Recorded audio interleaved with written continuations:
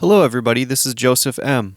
I'm going to be reading the Communist Manifesto by Karl Marx and Frederick Engels.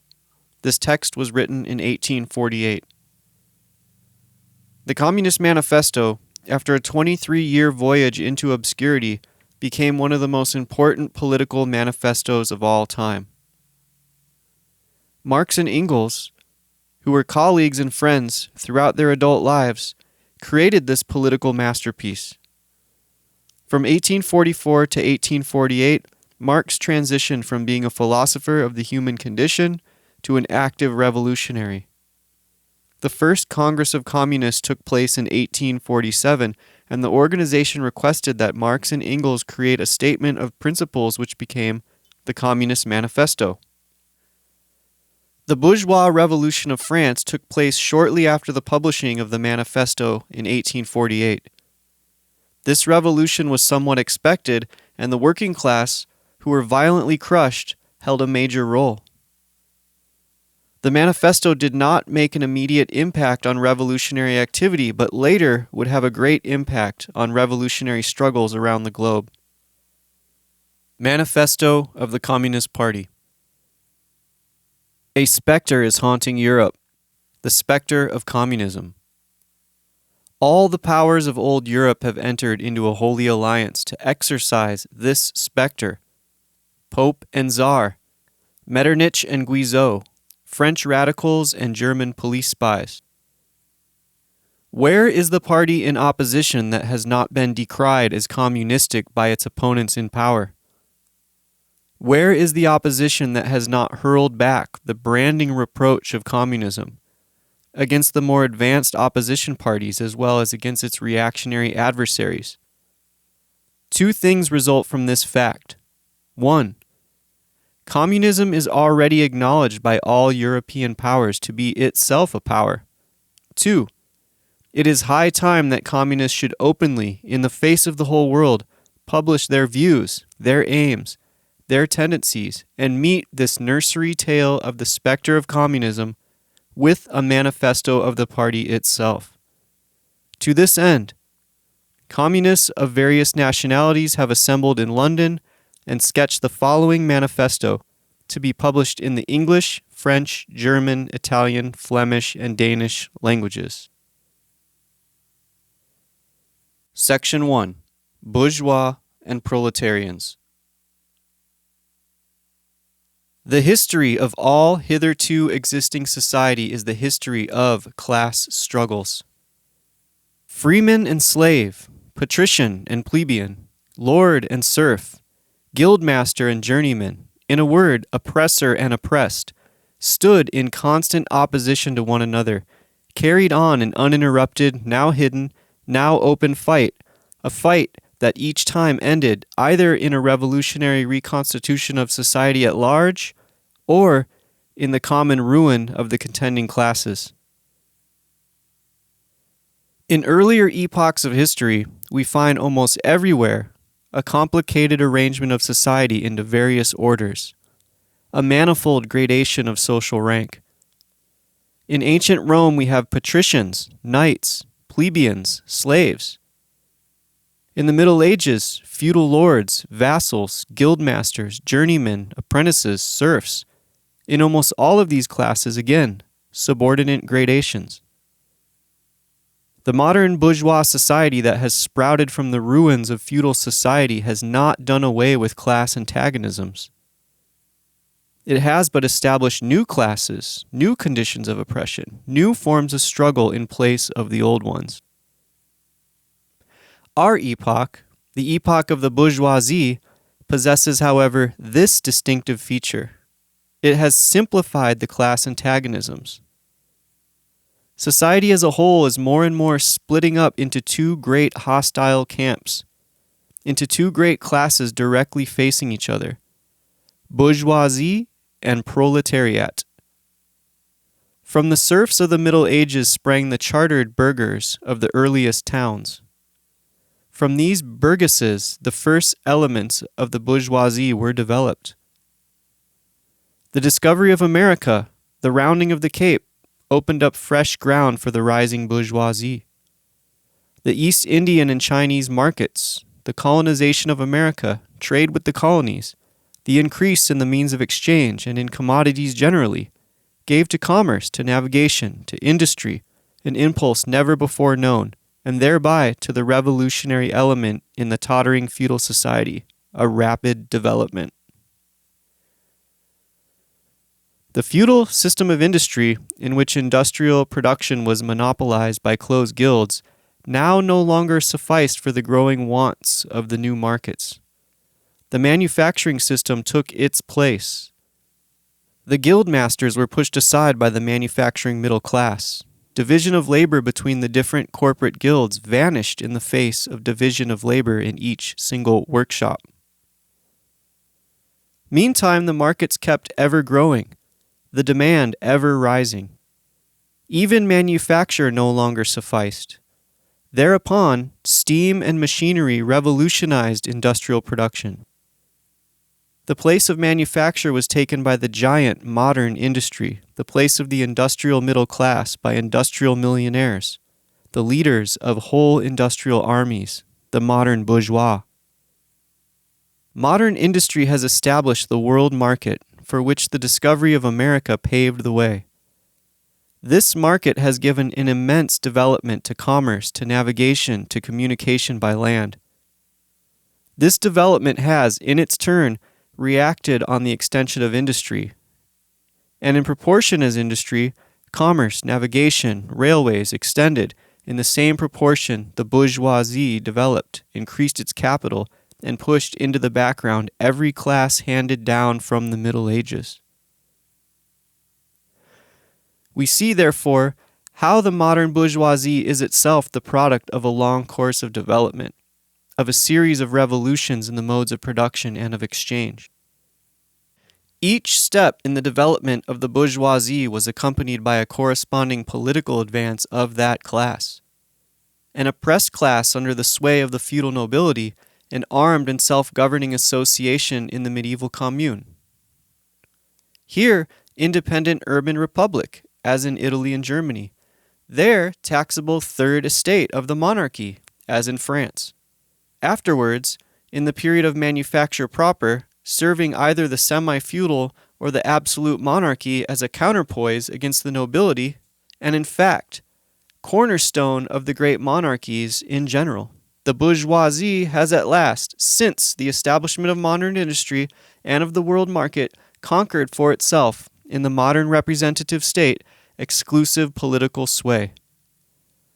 The executive of the modern state is but a committee for managing the common affairs of the whole bourgeoisie.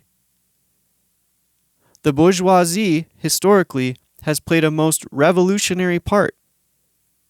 The bourgeoisie, wherever it has got the upper hand, has put an end to all feudal, patriarchal, idyllic relations. It has pitilessly torn asunder the motley feudal ties that bound man to his natural superiors, and has left no other nexus between man and man than naked self-interest, than callous cash payment. It has drowned the most heavenly ecstasies of religious fervor, of chivalrous enthusiasm, of Philistine sentimentalism in the icy water of egotistical calculation. It has resolved personal worth into exchange value, and in place of the numberless, indefeasible chartered freedoms, has set up that single, unconscionable freedom, free trade. In one word, for exploitation, veiled by religious and political illusions, it has substituted naked, shameless, direct, brutal exploitation. The bourgeoisie has stripped of its halo every occupation hitherto honored and looked up to it with reverent awe. It has converted the physician, the lawyer, the priest, the poet, the man of science into its paid wage laborers. The bourgeoisie has torn away from the family its sentimental veil, and has reduced the family relation to a mere money relation. The bourgeoisie has disclosed how it came to pass that the brutal display of vigor in the Middle Ages, which reactionaries so much admire, found its fitting complement in the most slothful indolence. It has been the first to show what man's activity can bring about. It has accomplished wonders far surpassing Egyptian pyramids, Roman aqueducts, and Gothic cathedrals. It has conducted expeditions that put in the shade all former exoduses of nations and crusades. The bourgeoisie cannot exist without constantly revolutionizing the instruments of production, and thereby the relations of production, and with them the whole relations of society. Conservation of the old modes of production in unaltered form was, on the contrary, the first condition of existence for all earlier industrial classes. Constant revolutionizing of production, uninterrupted disturbance of all social conditions, everlasting uncertainty and agitation distinguish the bourgeois epoch from all earlier ones. All fixed, fast-frozen relations, with their train of ancient and venerable prejudices and opinions, are swept away.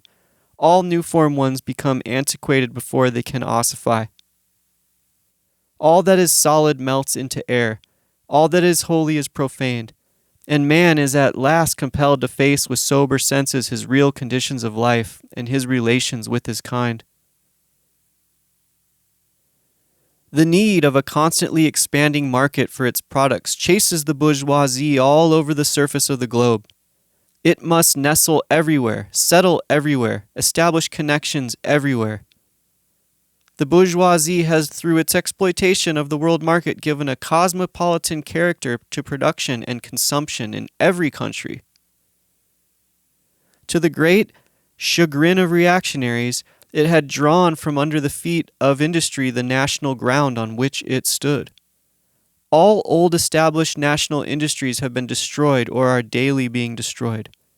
They are dislodged by new industries, whose introduction becomes a life and death question for all civilized nations, by industries that no longer work up indigenous raw material, but raw material drawn from the remotest zones. Industries whose products are consumed not only at home but in every quarter of the globe. In place of the old wants, satisfied by the production of the country, we find new wants, requiring for their satisfaction the products of distant lands and climes. In place of the old local and national seclusion and self-sufficiency, we have intercourse in every direction, universal interdependence of nations, and as in material, so also in intellectual production. The intellectual creations of individual nations become common property.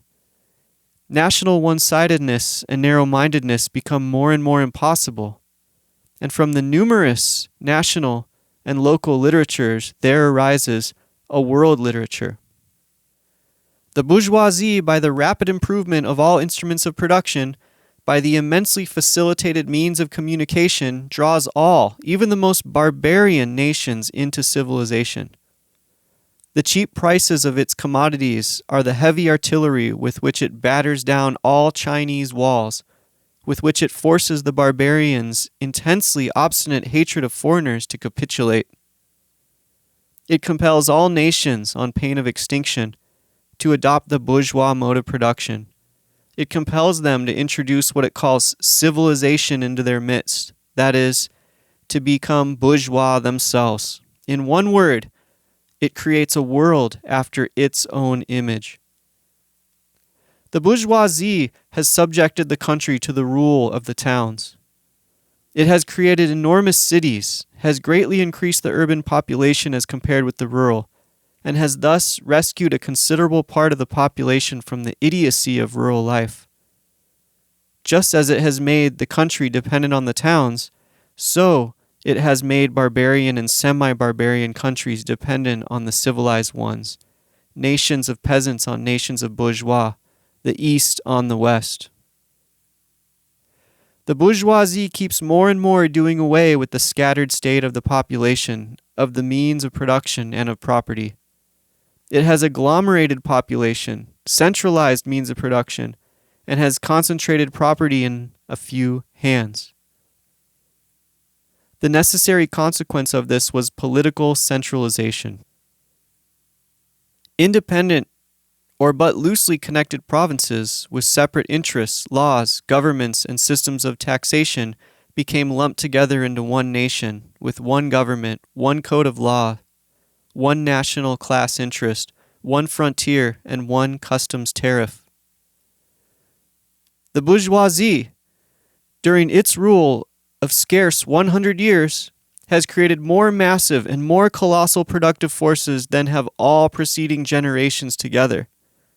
Subjection of nature's forces to man, machinery, application of chemistry to industry and agriculture, steam navigation, railways, electric telegraphs, clearing of whole continents for cultivation, canalization of rivers, whole populations conjured out of the ground. What earlier century had even a presentiment of that such productive forces slumbered in the lap of social labor? We see then the means of production and of exchange, on whose foundation the bourgeoisie built itself up, were generated in feudal society.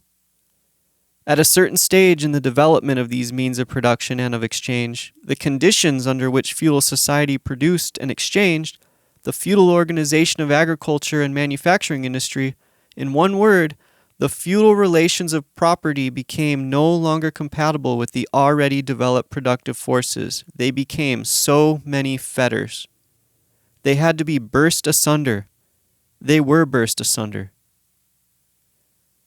Into their place stepped free competition, accompanied by a social and political constitution adapted to it, and by the economic and political sway of the bourgeois class. A similar movement is going on before our own eyes. Modern bourgeois society, with its relations of production, of exchange, and of property, a society that has conjured up such gigantic means of production and of exchange, is like the sorcerer who is no longer able to control the powers of the netherworld whom he has called up by his spells. For many a decade past, the history of industry and commerce is but the history of the revolt of modern productive forces against modern conditions of production, against the property relations that are the conditions for the existence of the bourgeoisie and of its rule. It is enough to mention the commercial crises that by their periodical return put the existence of the entire bourgeois society on its trial, each time more threateningly. In these crises, a great part not only of the existing products, but also of the previously created productive forces are periodically destroyed. In these crises, there breaks out an epidemic that in all earlier epochs would have seemed an absurdity, the epidemic of overproduction. Society suddenly finds itself put back into a state of momentary barbarism. It appears as if a famine, a universal war of devastation, had cut off the supply of every means of subsistence. Industry and commerce seem to be destroyed. And why? Because there is too much civilization, too much means of subsistence, too much industry, too much commerce. The productive forces at the disposal of society no longer tend to further to the development of conditions of bourgeois property. On the contrary, they have become too powerful for these conditions, by which they are fettered. And so soon as they overcome these fetters, they bring disorder into the whole of bourgeois society, endanger the existence of bourgeois property. The conditions of bourgeois society are too narrow to comprise the wealth created by them. And how does the bourgeoisie get over these crises? On the one hand, by enforced destruction of a mass of productive forces. On the other, by the conquest of new markets, and by the more thorough exploitation of the old ones. That is to say, by paving the way for more extensive and more destructive crises, and by diminishing the means whereby crises are prevented. The weapons with which the bourgeoisie felled feudalism to the ground are now turned against the bourgeoisie itself. But not only has the bourgeoisie forged the weapons that bring death to itself, it has also called into existence the men who are to wield those weapons, the modern working class, the proletarians. In proportion as the bourgeoisie, that is capital, is developed, in the same proportion is the proletariat, the modern working class, developed. A class of laborers who live only so long as they find work, and who find work only so long as their labor increases capital. These laborers, who must sell themselves piecemeal, are a commodity, like every other article of commerce, and are consequently exposed to all the vicissitudes of competition, to all the fluctuations of the market. Owing to the extensive use of machinery and to division of labor, the work of the proletarians has lost all individual character, and consequently all charm for the workman. He becomes an appendage of the machine, and it is only the most simple, most monotonous, and most easily acquired knack that is required of him. Hence, the cost of production of a workman is restricted, almost entirely, to the means of subsistence that he requires for his maintenance and for the propagation of his race. But the price of a commodity, and therefore also of labor, is equal to its cost of production. In proportion, therefore, as the repulsiveness of the work increases, the wage decreases. Nay more, in proportion as the use of machinery and division of labor increases, in the same proportion the burden of toil also increases, whether by prolongation of the working hours, by increase of the work exacted in a given time, or by increased speed of the machinery, etc. Modern industry has converted the little workshop of the patriarchal master into the great factory of the industrial capitalist. Masses of laborers crowded into the factory are organized like soldiers. As privates of the industrial army, they are placed under the command of a perfect hierarchy of officers and sergeants. Not only are they slaves of the bourgeois class and of the bourgeois state, they are daily and hourly enslaved by the machine, by the overseer, and above all, by the individual bourgeois manufacturer himself.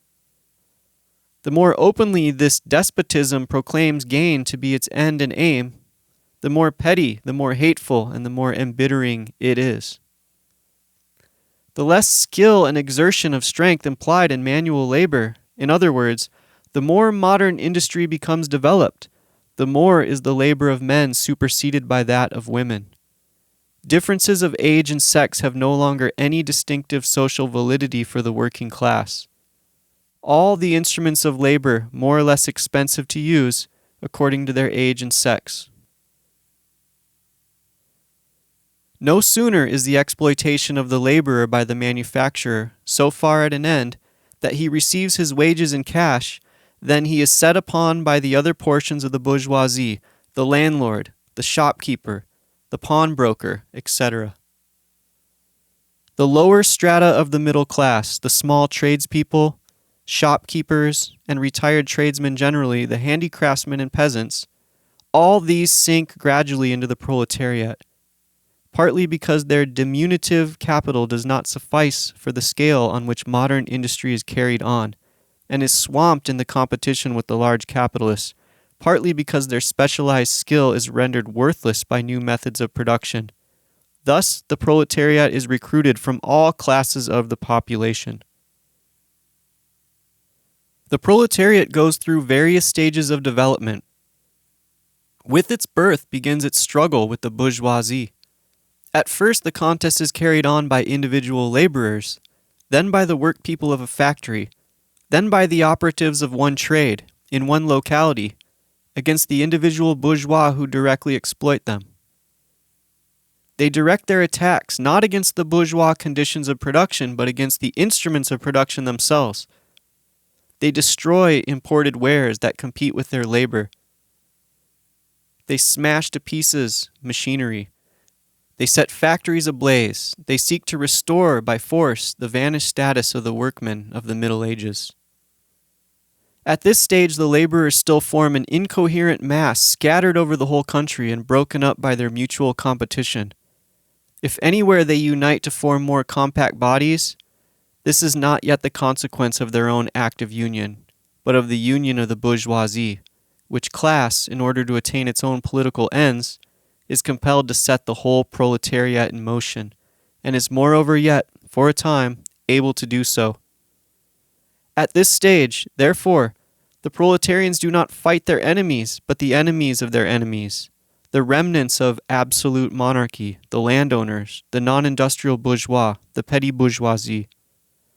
Thus, the whole historical movement is concentrated in the hands of the bourgeoisie. Every victory so obtained is a victory for the bourgeoisie. But with the development of industry, the proletariat not only increases in number, it becomes concentrated in greater masses. Its strength grows, and it feels that strength more. The various interests and conditions of life within the ranks of the proletariat are more and more equalized. In production, as machinery obliterates all distinctions of labor and nearly everywhere reduces wages to the same low level. The growing competition among the bourgeois and the resulting commercial crises make the wages of the workers ever more fluctuating. The unceasing improvement of machinery, ever more rapidly developing, makes their livelihood more and more precarious. The collisions between individual workmen and individual bourgeois take more and more the character of collisions between two classes. Thereupon the workers begin to form combinations, trade unions, against the bourgeois. They club together in order to keep up the rate of wages. They found permanent associations in order to make provision beforehand for these occasional revolts. Here and there the contest breaks out into riots. Now and then the workers are victorious, but only for a time. The real fruit of their battle lies not in the immediate result, but in the ever-expanding union of the workers. This union is helped on by the improved means of communication that are created by modern industry, and that place the workers of different localities in contact with one another. It was just this contact that was needed to centralize the numerous local struggles, all of the same character, into one national struggle between classes. But every class struggle is a political struggle. And that union, to attain which the burghers of the Middle Ages, with their miserable highways, required centuries, the modern proletarians, thanks to railways, achieve in a few years. This organization of the proletarians into a class, and consequently into a political party, is continually being upset again by the competition between the workers themselves. But it ever rises up again, stronger, firmer, mightier. It compels legislative recognition of particular interests of the workers by taking advantage of the division among the bourgeoisie itself. Thus the 10 Hours Bill in England was carried. Altogether, collisions between the classes of the old society further in many ways the course of the development of the proletariat. The bourgeoisie finds itself involved in constant battle. At first with the aristocracy, later on with those portions of the bourgeoisie itself, whose interests have become antagonistic to the progress of industry, at all times with the bourgeoisie of foreign countries. In all these battles, it sees itself compelled to appeal to the proletariat, to ask for its help, and thus to drag it into the political arena. The bourgeoisie itself, therefore, supplies the proletariat with its own elements of political and general education. In other words, it furnishes the proletariat with weapons for fighting the bourgeoisie. Further, as we have already seen, entire sections of the ruling classes are, by the advance of industry, precipitated into the proletariat, or at least threatened in their conditions of existence. These also supply the proletariat with fresh elements of enlightenment and progress.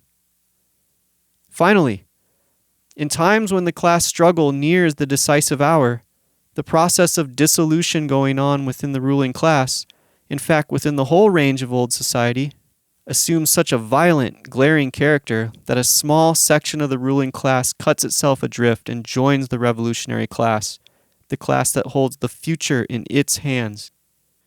Just as, therefore, at an earlier period, a section of the nobility went over to the bourgeoisie, so now a portion of the bourgeoisie goes over to the proletariat, and in particular, a portion of the bourgeois ideologists who have raised themselves to the level of comprehending theoretically the historical movement as a whole. Of all the classes that stand face to face with the bourgeoisie today, the proletariat alone is a really revolutionary class. The other classes decay and finally disappear in the face of modern industry. The proletariat is its special and essential product. The lower middle class, the small manufacturer, the shopkeeper, the artisan, the peasant, all these fight against the bourgeoisie to save from extinction their existence as fractions of the middle class. They are therefore not revolutionary, but conservative. Nay, more, they are reactionary, for they try to roll back the wheel of history. If by chance they are revolutionary, they are so only in view of their impending transfer into the proletariat. They thus defend not their present, but their future interests. They desert their own standpoint to place themselves at that of the proletariat. The dangerous class, the social scum, that passively rotting mass thrown off by the lowest layers of old society, may, here and there, be swept into the movement by a proletarian revolution. Its conditions of life, however, prepare it far more for the part of a bribed tool of reactionary intrigue. In the conditions of the proletariat, those of old society at large are already virtually swamped. The proletarian is without property. His relation to his wife and children has no longer anything in common with the bourgeois family relations. Modern industrial labor, modern subjection to capital, the same in England as in France, in America as in Germany, has stripped him of every trace of national character. Law, morality, religion are to him so many bourgeois prejudices behind which lurk in ambush just as many bourgeois interests.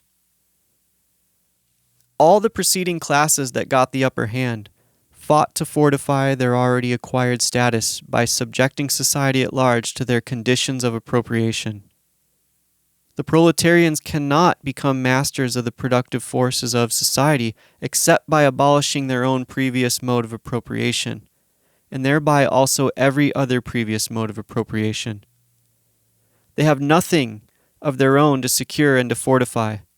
Their mission is to destroy all previous securities for and insurances of individual property. All previous historical movements were movements of minorities or in the interest of minorities. The proletarian movement is the self-conscious, independent movement of the immense majority in the interest of the immense majority. The proletariat, the lowest stratum of our present society, cannot stir, cannot raise itself up without the whole superincumbent strata of official society being blown to pieces. Though not in substance, yet in form, the struggle of the proletariat with the bourgeoisie is at first a national struggle. The proletariat of each country must, of course, first of all settle matters with its own bourgeoisie. In depicting the most general phases of the development of the proletariat, we trace the more or less veiled civil war raging within existing society, up to the point where that war breaks out into open revolution, and where the violent overthrow of the bourgeoisie lays the foundation for the sway of the proletariat. Hitherto, every form of society has been based, as we have already seen, on the antagonism of oppressing and oppressed classes. But in order to oppress a class, certain conditions must be assured to it, under which it can, at least, continue its slavish existence. The serf, in the period of serfdom, raised himself to membership in the commune, just as the petty bourgeois, under the yoke of feudal absolutism, managed to develop into a bourgeois. The modern laborer, on the contrary, instead of rising with the progress of industry, sinks deeper and deeper below the conditions of existence of his own class. He becomes a pauper, and pauperism develops more rapidly than population and wealth. And here it becomes evident that the bourgeoisie is unfit any longer to be the ruling class in society and to impose its conditions of existence upon society as an overriding law. It is unfit to rule because it is incompetent to assure an existence to its slave within his slavery, because it cannot help letting him sink into such a state that it has to feed him instead of being fed by him. Society can no longer live under the bourgeoisie. In other words, its existence is no longer compatible with society. The essential condition for the existence and for the sway of the bourgeois class is the formation and augmentation of capital. The The condition for capital is wage labor. Wage labor rests exclusively on competition between the laborers. The advance of industry, whose involuntary promoter is the bourgeoisie, replaces the isolation of the laborers due to competition by their revolutionary combination due to association. The development of modern industry, therefore, cuts from under its feet the very foundation on which the bourgeoisie produces and appropriates products. What the bourgeoisie therefore produces, above all, are its own gravediggers. Its fall and the victory of the proletariat are equally inevitable.